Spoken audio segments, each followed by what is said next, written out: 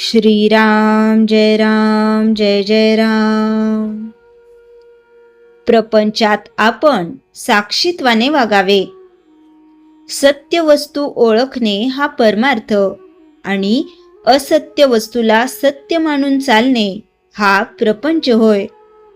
आपल्याला वस्तू दिसते ती खरी असेलच असे नाही, पण ती मुळीच नाही असे मात्र नाही.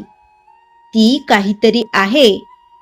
एका दृष्टीने सत्य वस्तू अशी आहे की प्रत्येक जण जे गुण त्या वस्तूला लावतो ते सर्व गुण तिच्या ठिकाणी आहेतच, शिवाय आणखी कितीतरी गुण तिच्या ठिकाणी आहेत, म्हणून ती निर्गुण आहे.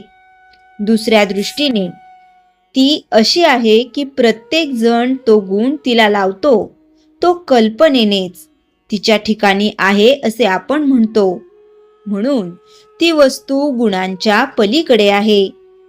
या अर्थाने सुद्धा ती निर्गुणच आहे. जशी आपल्या देहाची रचना तशीच सर्व सृष्टीची रचना आहे. देहामधले पंचकोश सृष्टीमध्ये देखील आहेत. फरक एवढाच की देहामध्ये ते मूर्त आहेत तर सृष्टीमध्ये ते अमूर्त स्वरूपात आहेत. भगवंताला एकट्याला कर्मेना, म्हणून तो एकाचा अनेक झाला. त्याचा हा गुण माणसाने घेतला. आपण हौशेसाठी आपला व्याप वाढवतो, पण फरक हा की भगवंताने व्याप वाढविला तरी त्यामध्ये तो साक्षीत्वाने राहिला आणि आपण मात्र व्यापामध्ये सापडलो. भगवंत सुखदुःखाच्या पलीकडे राहिला, पण आपण मात्र दुःखात राहिलो. व्यापाच्या म्हणजे परिस्थितीच्या बाहेर जो राहील त्याला दुःख होणार नाही. खरे पाहिले तर व्यापातून वेगळेपणाने राहण्यासाठी सर्व धडपड आहे. व्याप दुःखदायक न व्हावा असे वाटत असेल तर आपण साक्षीत्वाने राहायला शिकले पाहिजे. आपण जगामध्ये व्याप वाढवितो, तो आनंदासाठी वाढवितो, पण भगवंताच्या व्यतिरिक्त असणारा आनंद हा कारणावर अवलंबून असल्याने ती कारणे नाहीशी झाली की तो आनंद मावळतो. यासाठी तो आनंद अशाश्वत होय. म्हणून खरा आनंद कोठे मिळतो ते पाहावे. जगणे म्हणजे शरीरात चैतन्य असणे होय. चैतन्य हे केवळ सच्चिदानंदमक आहे. म्हणून जोपर्यंत आपण जिवंत आहोत तोपर्यंत स्वाभाविक आनंद असलाच पाहिजे. हा आनंद आपण भोगावा. ब्रह्मानंद आणि सुषुप्ती यामध्ये फरक आहे.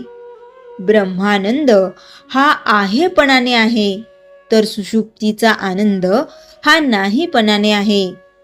आपल्याला झोप लागली की काय जाते आणि जागे झालो की काय येते हे नित्याचे असून सुद्धा आपल्याला कळत नाही.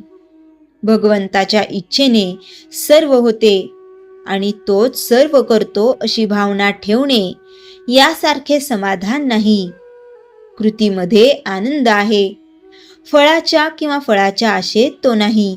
नामस्मरण रूपी कृती केली असता शाश्वत आनंदाचा सहज लाभ होईल. श्रीराम जय जय राम. चैतन्यवाणी. भगवंताच्या स्मरणात कर्तव्य केले की जीवनात आनंद उत्पन्न होतो. श्रीराम जय जय राम. श्रीराम समर्थ. दासबोध. समास 7, दशक 11. या दशकात समर्थ साधकाला अत्यंत महत्वाचा गुण शिकवतात. श्रद्धा, विश्वास आणि सबुरी. धैर्याने प्रतीक्षा. 1. श्रद्धा म्हणजे काय? श्रद्धा म्हणजे स्वतःवर विश्वास, गुरु आणि परमेश्वरावर विश्वास, आपल्या मार्गावर विश्वास. श्रद्धा नसल्यास मन डळमळते, निर्णय बदलतात, साधना अर्धवट राहते. समर्थ सांगतात, श्रद्धा हीच साधनेची पायाभरणी आहे. 2. सबुरीचे महत्व. सबुरी म्हणजे घाई न करणे. परिणामासाठी संयम ठेवणे, वेळेवर विश्वास ठेवणे. आजच्या काळात सर्वांना लगेच परिणाम हवे असतात, पण समर्थ सांगतात प्रत्येक गोष्ट योग्य वेळीच फळ देते. 3. एक उदाहरण. एक शेतकरी बी पेरतो. तो रोज पीक उगवेल का हे पाहतो. जर तो अधीर झाला आणि माती उकरून पाहू लागला तर बी उगवणार नाही. पण तो शांतपणे पाणी देतो, काळजी घेतो आणि वाट पाहतो.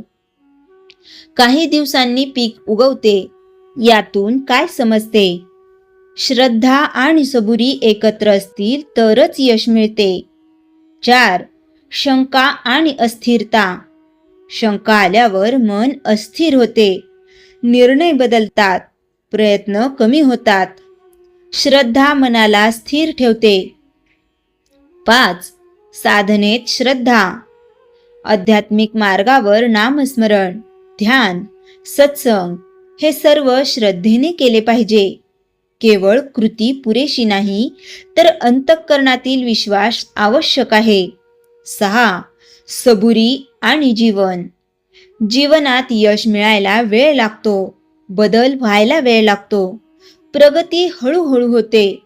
जो सबुरी ठेवतो तोच पुढे जातो. 7. संतांचा आदर्श. समर्थ रामदास स्वामी यांनी श्रद्धा आणि धैर्याने कार्य केले. त्यांनी संकटातही विश्वास सोडला नाही. 8. एक साधा दृष्टांत. एक झाड लावले तर ते लगेच मोठे होत नाही. त्याला वेळ लागतो, काळजी लागते आणि धीर लागतो. तसेच जीवनातील प्रत्येक गोष्ट वेळेनेच वाढते. 9. अंतिम सार. समाज 7 दशक 11 आपल्याला सांगते, श्रद्धा ठेवा, सबुरी ठेवा, शंका दूर करा आणि सातत्याने प्रयत्न करा.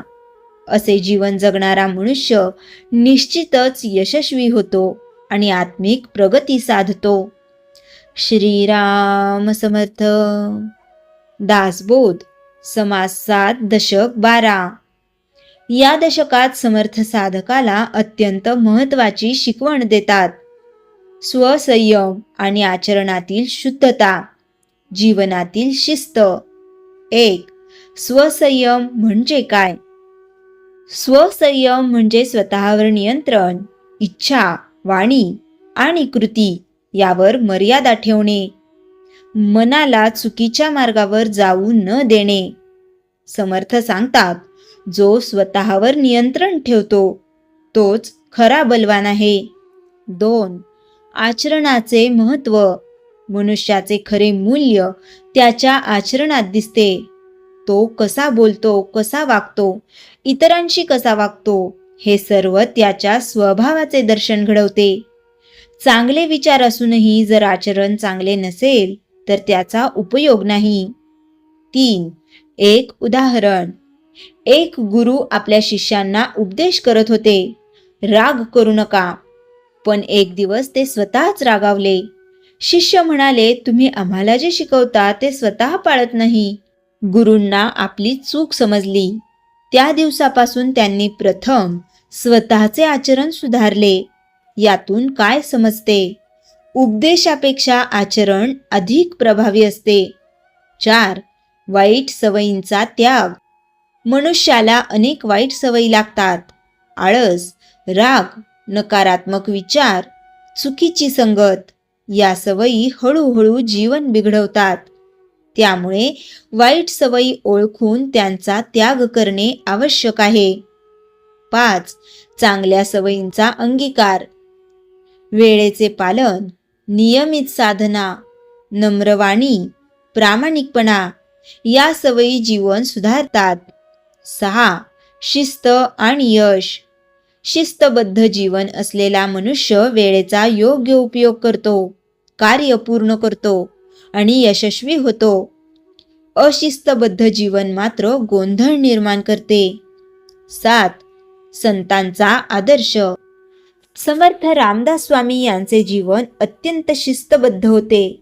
त्यांनी जे शिकवले ते स्वतः आचरणात आणले. 8. एक साधा दृष्टांत. नदीला किनारे असतात म्हणून ती योग्य दिशेने वाहते. जर किनारे नसते तर पाणी सगळीकडे पसरले असते. तसेच शिस्त म्हणजे जीवनाचे किनारे आहेत. 9. अंतिम सार. समास 7.12 आपल्याला सांगते, स्वसंयम ठेवा, आचरण शुद्ध ठेवा, वाईट सवयी सोडा, चांगल्या सवयी लावा. असे जीवन जगणारा मनुष्य आदर्श आणि यशस्वी बनतो. श्रीराम समर्थ.